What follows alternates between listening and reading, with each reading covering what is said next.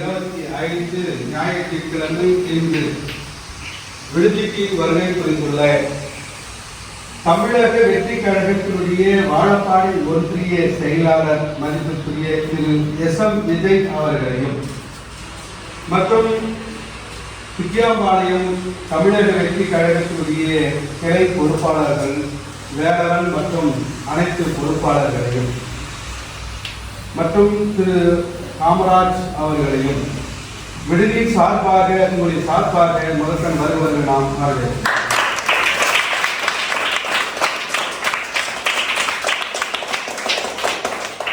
இருபத்தி 22/6/2025 ஞாயிற்றுக்கிழமை இன்று தமிழக வெற்றி கழகத்தினுடைய ஒப்பற்ற தலைவர், சேவையில் சிறந்து விளங்கக்கூடியவர், ஏதோ அரசியலுக்காக மட்டும் அல்லாமல்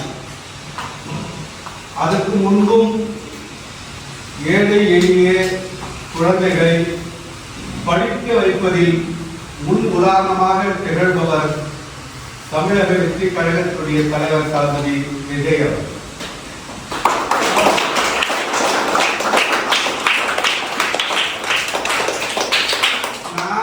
விடுதி ஆரம்பித்து 26வது ஆண்டு.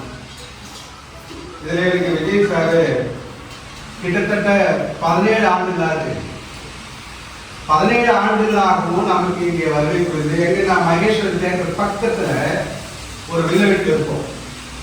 அங்கிருந்தே அவர் என்ன செய்வாருன்னா, விஜய் பிறநாளுக்கு கொண்டு கொடுத்து அப்போ இருந்து தளபதியுடைய போட்டோ போட்டு வரும். நோட்டு அந்த அப்பத்துல இருந்து நமக்கு நோட்டெல்லாம் வழங்கி அதிலிருந்து இந்த சமூக பணியில் ஆட்சி வரக்கூடியவர். இன்றைய தினம் சேலம் மத்திய மாவட்ட செயலாளர் தமிழன் பார்த்திபன் அவர்களுடைய தலைமையிலும் வாழப்பாடி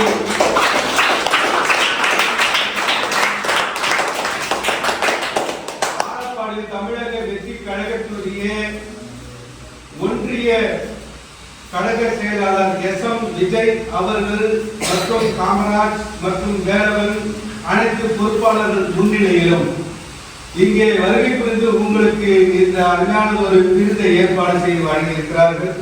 விசேஷமாக இன்று தமிழக வெற்றி கழகத்தினுடைய தலைவர் தளபதி விஜய் அவர்களுக்கு 51வது பிறந்தநாள். 51வது பிறந்தநாள் நாளை அன்னார் அவர்களுக்கு நம்ம கமலாலட்சுமி சார்பாக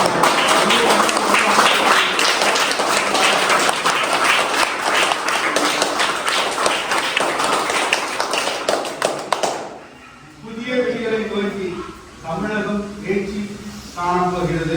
வருகின்ற 2026 மாற்றம் என்ற வார்த்தையை தவிர நீங்க அனைத்துமே மாறக்கூடியவைதான். ஆகவே மாற்றம் என்பது நிகழும் என்ற பேர் எண்ணத்தோடு நம்முடைய ஆவலோடு இங்கே வருகை புரிந்து நமக்கு அருமையான ஒரு விருதை ஏற்பாடு செய்து வழங்கிய தமிழக வெற்றி கழகத்துடைய சேலம் மத்திய கழகத்தின் சார்பாக, மத்திய மாவட்டத்தின் சார்பாகவும் வாழப்பாடி ஒன்றிய கழகத்தின் சார்பாகவும் நெஞ்சார்ந்த நன்றியை தெரிவித்து எல்லாம் வல்ல இறைவன் எல்லோருக்கும் எல்லா வளங்களையும் வழங்க வேண்டுமாய் இறைவனிடத்தில் இந்த கால விருதை நாம் கூறுவோம்.